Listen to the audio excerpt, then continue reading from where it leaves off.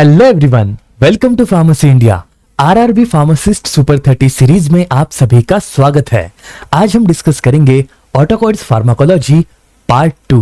पहला question, clinical applications of histamine and its receptor. इस particular concept के regarding कुछ क्वेश्चंस को आज हम डिस्कस करेंगे। Histamine plays a important role in which of the following condition. इनमें से वो कौन सी कंडीशन है जहां पे हिस्टामाइन अपना रोल प्ले करता है? पहली, एलर्जिक रिएक्शन, दूसरी हाइपरटेंशन, तीसरी diabetes mellitus and last one is hyperlipidaemia. जैसे कि हम जानते हैं, हाइपरटेंशन मतलब हार्ट की बीमारी। जब हमारा systolic and diastolic blood pressure बहुत ज्यादा बढ़ता है, 140/90 मिलीमीटर ऑफ मर्क्यूरी से ज्यादा होता है, तब होगा हाइपरटेंशन।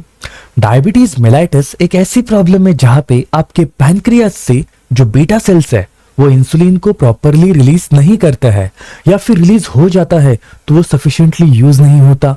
उस कंडीशन को कहेंगे diabetes mellitus. And last one is hyperlipidaemia, एक ऐसी डिसीज कंडीशन जहां पे आपके आर्टरीज के अंदर बैड कोलेस्ट्रॉल का डिपोजिशन ज्यादा हुआ है, लेकिन हिस्टामाइन इन तीनों कंडीशन में कुछ भी नहीं करता है। हिस्टामाइन का मेन रोल जो है वो है एलर्जिक रिएक्शंस के लिए। जब हिस्टामाइन रिलीज होता है तो हमें एलर्जिक सिम्टम्स आते हैं, स्नीजिंग, रेडनेस, स्वेलिंग, राइनाइटिस ऐसी प्रॉब्लम होती है। तो ये सारा हिस्टामाइन का फंक्शन है। तो करेक्ट आंसर होना चाहिए था इस क्वेश्चन का ऑप्शन ए। हिस्टामाइन बेसिकली एक इन्फ्लेमेटरी मीडिएटर है एंड इन्फ्लेमेशन के कुछ साइन एंड सिम्टम्स है, जैसे कि जिस बॉडी पार्ट पे आपको इन्फ्लेमेशन दिख रहा है वहां पे थोड़ी सी रेडनेस होती है, स्वेलिंग होती है, वो पार्ट थोड़ा सा हीट रिलीज करता है, दैट इज वहां पे हीट सेंसेशन महसूस होती है, एंड थोड़ा सा एडेमा भी होता है। So histamine plays important role in allergic reactions. Correct answer is option A. दूसरा question, which histamine receptor is involved in the chemotaxis of eosinophils and mast cell? What is chemotaxis? Movement of cell with respect to chemical signal. Movement of cells with respect to chemical signal, that is called as chemotaxis. जब भी कोई chemical signal body recognise करती है और उसके respond में अगर cell का माइग्रेशन होता है एक लोकेशन से दूसरी लोकेशन पे, उसे हम कहते हैं कीमोटैक्सिस। अगर आपको इंजरी हो गई तो उस एरिया में WBCs आता है, थ्रोम्बोसाइट्स आता है आपकी मदद करने के लिए, उसे हम कहते हैं कीमोटैक्सिस। तो इओसिनोफिल्स का कीमोटैक्सिस एंड मास्ट सेल्स का कीमोटैक्सिस कौन से रिसेप्टर के हाथ में है? Option A H1, option 2 H2, option C H3 and last option H4। इस क्वेश्चन का सही आंसर है H4 रिसेप्टर। जब H4 रिसेप्टर एक्टिवेट होता है, ये basically eosinophils and mast cells को माइग्रेट करने के लिए हमारी मदद करेगा। इओसिनोफिल्स का दूसरा नाम है एसिडोफिल्स। इओसिनोफिल्स का दूसरा नाम है एसिडोफिल्स एंड मास्ट सेल्स जिस केमिकल को रिलीज करता है वो है histamine. Next question, histamine release during an allergic reaction can cause which of the following symptom?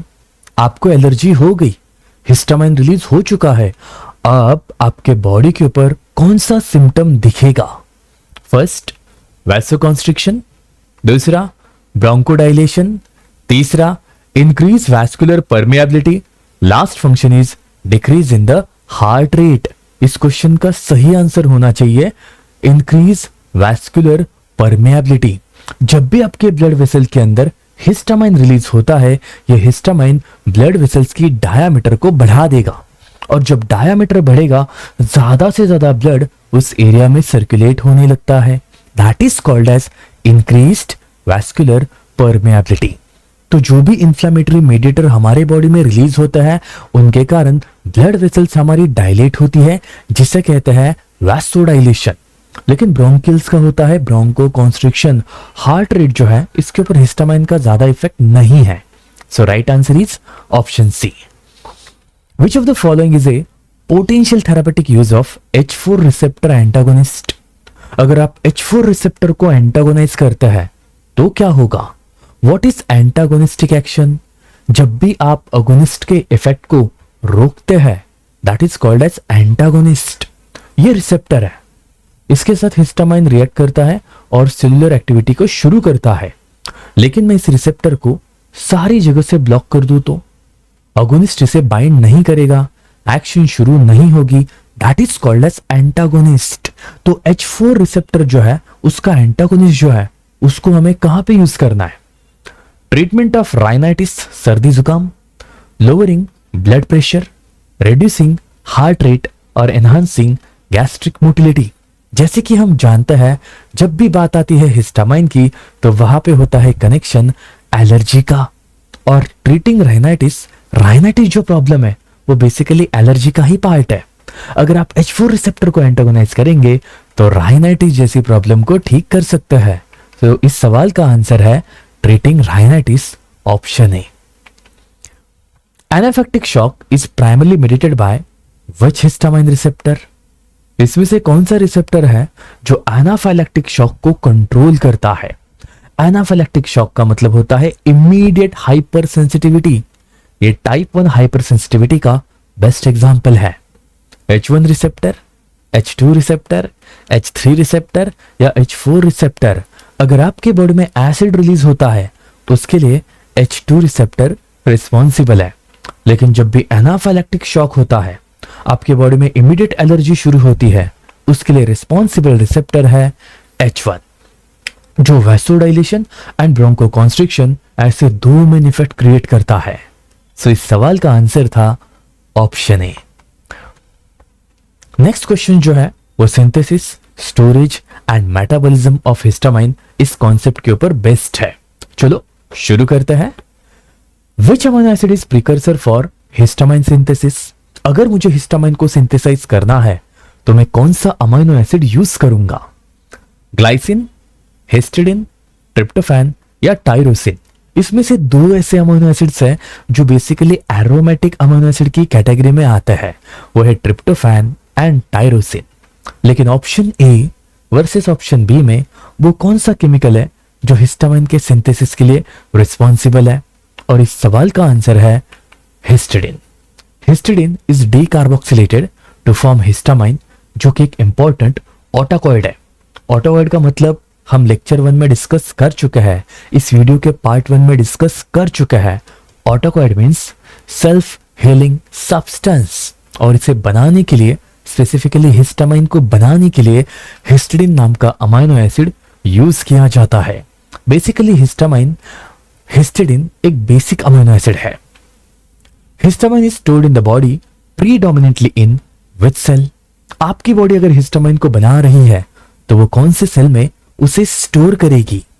First option red blood cells, दूसरा option mast cells and basophils, तीसरा option neutrophils, last option epithelial cells. Histamine को store करने वाली जो cell है वो है mast cell. Main cell है मास्ट सेल, उसके बाद नंबर आता है बेसोफिल्स का। ये दो ऐसी सेल्स हैं जो मैक्सिमम हिस्टामाइन को अपने बॉडी में स्टोर करके रखती है। और जब भी आपके बॉडी में कोई इंजरी होती है, एंटीजेंस आता है, इन्फ्लामेशन होता है, वहां पे इन सेल्स का सबसे बड़ा रोल होगा। आंसर होना चाहिए option B. Next question, what enzyme is primarily responsible for degradation of histamine? कौन सा एंजाइम इसमें से हिस्टामाइन के डिग्रेडेशन के लिए रिस्पॉन्सिबल है? Histamine N methyl transferase, histidine decarboxylase, aldehyde oxidase, none of the above. इस क्वेश्चन का आंसर है हिस्टामाइन एन मिथाइल ट्रांसफरेज। ये जो पर्टिकुलर एंजाइम की सीरीज है ये हिस्टामाइन को डिग्रेड कर देती है। तो हिस्टामाइन का कैटाबॉलिज्म अगर आपको करना है तो एंजाइम कौन सा यूज करेंगे? Histamine N methyl transferase. Which organ is primarily involved in the breakdown of histamine in the body?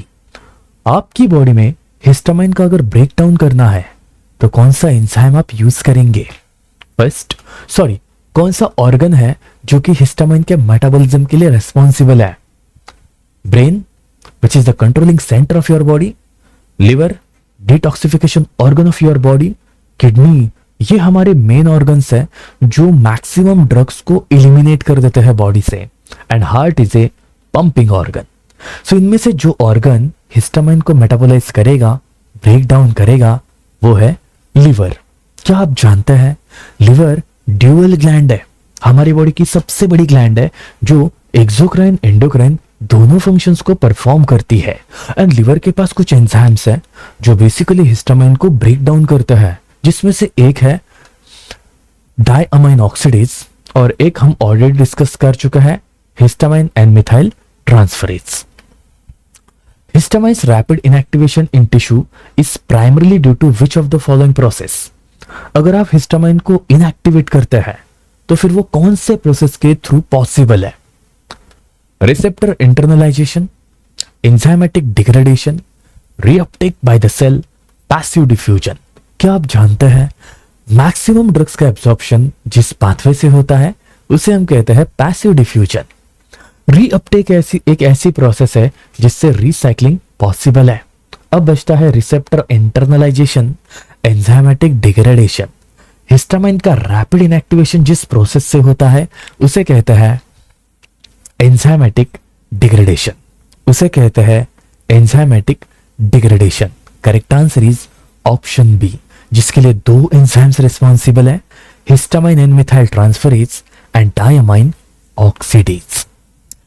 Next concept आने वाला है serotonergic system and its antagonist. इसी पर्टिकुलर ऑटोकॉर्ड सिस्टम में हिस्टामाइन के बाद दूसरा जो केमिकल है वो है सेरोटोनिन। उसकी भी अपनी सिस्टम है, उसके भी अपने रिसेप्टर्स है, उसके एगोनिस्ट है, उसके एंटागोनिस्ट है। चलो डिस्कस करेंगे। Which receptor subtype is primarily involved in the vasoconstriction mediated by serotonin? Serotonin एक मूड स्टेबलाइजर केमिकल है जो आपके ब्रेन के अंदर रिलीज होता है, और इसमें से वो कौन सा रिसेप्टर है जिसके साथ अगर सेरोटोनिन बाइंड करेगा तो वैसोकॉन्स्ट्रिक्शन हो सकता है? 5HT1, 5HT2, 5HT3 या 5HT4? इस सवाल का आंसर है 5HT2। 5HT2 जो रिसेप्टर है ये बेसिकली वैसोकॉन्स्ट्रिक्शन के लिए रिस्पॉन्सिबल है, ब्लड वेसल्स को कॉन्स्ट्रिक्ट कर देता है। Which of the following is known as serotonin antagonist? इसमें से कौन सा केमिकल सेरोटोनिन को एंटागोनाइज कर सकता है? स्पेसिफिकली एक ऐसा ड्रग जो 5HT3 रिसेप्टर से बाइंड करता है, जो इस फैमिली का ओनली वन आइनोट्रोपिक रिसेप्टर है, जो कि बेसिकली वॉमिटिंग जैसे रिफ्लेक्स को कंट्रोल करता है। एंड अगर आपको वॉमिटिंग को रोकना है तो आप कौन सा ड्रग कंज्यूम करेंगे? ऑन्डेंसेट्रॉन, सुमाट्रिप्टान, एस्पिरिन या पैरासिटामोल? इस सवाल का आंसर होना चाहिए सुमाट्रिप्टान। नहीं, सुमाट्रिप्टान बेसिकली यहां पे माइग्रेन जैसी प्रॉब्लम को ठीक करने के लिए यूज किया जाता है, लेकिन अगर मुझे वॉमिटिंग को ठीक करना है और वहां पे मुझे सेरोटोनर्जिक एंटागोनिस्ट चाहिए तो मैं यूज करूंगा ऑन्डेंसेट्रॉन को। तो यहां पे कंडीशन स्पेसिफाई करना जरूरी है। अगर 5HT3 रिसेप्टर एंटागोनिज्म है तो वो फिर ऑन्डेंसेट्रॉन हो सकता है। करेक्ट आंसर इज ऑप्शन ए। लेकिन इसी के साथ सोमाट्रिप्टान भी है जो माइग्रेन की ट्रीटमेंट के लिए यूज होता है, लेकिन इसका रिसेप्टर अलग है। नेक्स्ट कॉन्सेप्ट है non steroidal anti inflammatory drugs. चलो इनके कुछ क्वेश्चंस को डिस्कस कर लेते हैं। NSAIDs primarily inhibit which enzyme to exert their effect? Non-steroidal anti-inflammatory drugs exactly कौन से एंजाइम को ब्लॉक करता है जिससे कि आप इन्फ्लेमेशन को कम करेंगे? साइक्लोऑक्सीजनेज, लिपोऑक्सीजनेज, मोनोअमाइन ऑक्सीडेज या फॉस्फोलाइपेज? मोनोअमाइन ऑक्सीडेज तो बेसिकली सेरोटोनिन, नॉरएड्रेनालिन, एड्रेनालिन इनको मेटाबोलाइज करता है, इसे हम यहां से हटा देते हैं। अब बचता है phospholipase, lipoxygenase and cyclooxygenase. NSAIDs basically cyclooxygenase enzyme को ब्लॉक करने का काम करता है। Answer is option A. ये जो पर्टिकुलर एंजाइम है ये प्रोस्टाग्लैंडिन्स एंड थ्रोम्बोक्सिन्स के सिंथेसिस के लिए रिस्पॉन्सिबल है, एंड लॉक्स जो एंजाइम है ये ल्यूकोट्राइन्स को सिंथेसाइज करने के लिए मदद करता है। Which of the following NSAID has the longest half life? इसमें से कौन सी मेडिकामेंट है जिसकी हाफ लाइफ बहुत बड़ी है? Ibuprofen, naproxen, diclofenac, celecoxib? Answer is naproxen. Naproxen की जो हाफ लाइफ है बहुत लंबी है, जिसके कारण इसके बार बार डोज लेने की जरूरत नहीं है, दिन में एक डोज ले लो काफी है। सेलेकॉक्सिब कॉक्सिब कैटेगरी के जो ड्रग्स हैं इसमें से कुछ ड्रग्स को बैन किया है, लाइक वेल्डिकोक्सिब जो कि कार्डियोटॉक्सिक है। आइबुप्रोफेन प्रोपियोनिक एसिड डेरिवेटिव का एक इंपॉर्टेंट केमिकल है। चलो नेक्स्ट कैटेगरी है antipyretics and analgesics medicament. Which drug commonly used as an antipyretic and it is not an NSAIDs. इसमें से कौन सी मेडिकामेंट है जो फीवर एंड पेन को ठीक करेगी लेकिन इन्फ्लेमेशन को ठीक नहीं कर सकती? Ibuprofen, aspirin, paracetamol, celecoxib. Answer है पैरासिटामोल। पैरासिटामोल बेसिकली एक एंटीपायरेटिक ड्रग है लेकिन ये इन्फ्लेमेशन को कम नहीं कर सकता। Which analgesic is considered safe for use in patients with peptic ulcer disease. इसमें से कौन सा एनाल्जेसिक है जो पेप्टिक अल्सर जैसी प्रॉब्लम में यूज किया जाता है जो कि एक सेफ है? हम जानते हैं एस्पिरिन, आइबुप्रोफेन ये एनसेड्स कैटेगरी के ड्रग्स है, इंक्लूडिंग इंडोमिथासिन। ये ऐसे केमिकल्स है जो एक्चुअली पेप्टिक अल्सर को प्रोड्यूस करते हैं, लेकिन पैरासिटामोल इस केस में सेफ है। इसकी मेन टॉक्सिसिटी है लिवर डैमेज। ये हमारे लिवर को डैमेज करता है अगर इसका प्रॉपर मेटाबॉलिज्म नहीं होगा तो। करेक्ट आंसर है ऑप्शन सी। नेक्स्ट क्वेश्चन आने वाले हैं गाउट के ऊपर। चलो फिर गाउट को डिस्कस कर लेते हैं। गाउट एक ऐसी प्रॉब्लम है जहां पे आपके जॉइंट्स के बीच में यूरिक एसिड का डिपोजिशन बढ़ जाता है। हमें किसी भी तरीके से इस डिपोजिशन को कम करना है। तो देखते हैं कितने क्वेश्चंस इसके अवेलेबल है। Which drug is commonly used in the management of acute gout attack. अगर आपको एक्यूट गाउट अटैक को ठीक करना है तो कौन सा ड्रग यूज करेंगे? एलोप्यूरिनॉल, कॉल्चिसिन, प्रोबेनिसिड या फेबॉक्सोस्टैट? आंसर है कॉल्चिसिन। ये सारे ड्रग्स यूज होते हैं एक्यूट गाउट को ठीक करने के लिए, लेकिन कॉल्चिसिन जो है वो इनमें से सबसे ज्यादा इंपॉर्टेंट है। एक्चुअली गाउट के ट्रीटमेंट में एलोप्यूरिनॉल, प्रोबेनिसिड, फेबॉक्सोस्टैट इनको यूज करते हैं, लेकिन उसके भी दो टाइप्स है, क्रॉनिक एंड एक्यूट। तो एक्यूट को अगर आपको ठीक करना है तो कॉल्चिसिन को यूज करेंगे जो कि एक फार्माकोग्नोसी का इंपॉर्टेंट ड्रग है। Allopurinol is used to treat gout by inhibiting which enzyme. Allopurinol का मोड ऑफ एक्शन क्या है गाउट के ट्रीटमेंट में? It blocks xanthine oxidase, cyclooxygenase, monoamine oxidase या phospholipase E2। Phospholipase E2 basically यहाँ पे अराचिडोनिक एसिड का कन्वर्जन प्रोस्टाग्लैंडिन्स में करता है, लेकिन एलोप्यूरिनॉल यहाँ पे कुछ नहीं करेगा। मोनोअमाइन ऑक्सीडेज के दो टाइप है, माओ ए, माओ बी, जो न्यूरोट्रांसमीटर के मेटाबॉलिज्म के लिए रिस्पॉन्सिबल है। एंड साइक्लोऑक्सीजनेज को ब्लॉक करने के लिए पैरासिटामोल एंड एस्पिरिन आपकी मदद करेंगे, बट xanthine ऑक्सीडेज को इनहिबिट करना है तो एलोप्यूरिनॉल को यूज करना है। Next category anti rheumatic drugs. Methotrexate used in rheumatoid arthritis is classified as which type of drug. अगर आप मेथोट्रेक्सेट को यूज करते हैं रूमेटॉइड आर्थराइटिस जैसे प्रॉब्लम को ठीक करने के लिए तो फिर वो इनमें से किस क्लास से बिलोंग करता है? NSAID, biological agent, DMRD, disease modifying anti rheumatic drug या फिर कॉर्टिकोस्टेरॉइड। मेथोट्रेक्सेट एक ऐसा ड्रग है जो बेसिकली आपके इम्यून सिस्टम को थोड़ा सा वीक कर देता है, सप्रेस करता है। That's why it is a disease modifying anti rheumatic drug. Answer is option C.